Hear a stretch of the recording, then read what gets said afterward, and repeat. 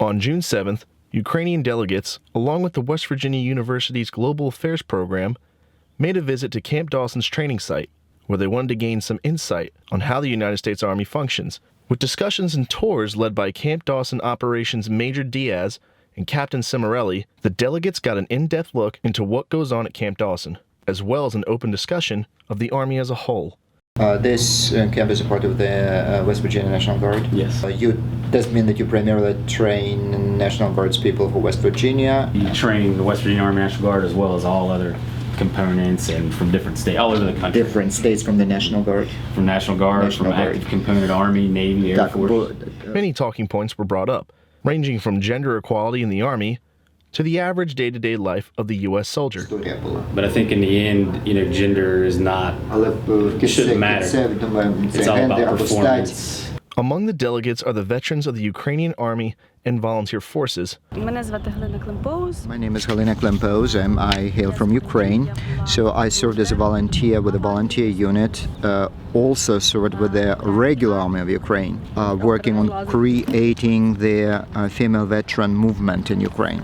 My name is Alina Mikhailova. I'm a volunteer with the volunteer military unit.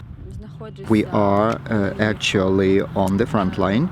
So what I do is I provide medical assistance to our soldiers.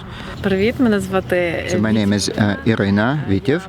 So I served as a volunteer soldier with the first wave of volunteers in 2014-2015. I volunteered with the IDAR unit, which became a part of Ukrainian regular armed forces. I served as a paramedic there. I saw the very beginning of combat. During the ride-along, the delegates met with Sergeant Jordan Persing, a student at the 12 November construction course, and Staff Sergeant Chrissy Snyder, a 12 November instructor, here at Camp Dawson. This was a big takeaway from their visit, for seeing a female presence in the U.S. Army was an important subject for the Ukrainian delegates, especially of the three veterans. Of course, as ours is an all-female group, we're interested in service women in this country, because for Ukraine it is a very hot-button issue, and we are working on developing a women's veteran movement in Ukraine. One of our greatest discoveries here was to see how open you are. Well, for us, actually a group from Ukraine, it was really an incredible experience to visit your camp.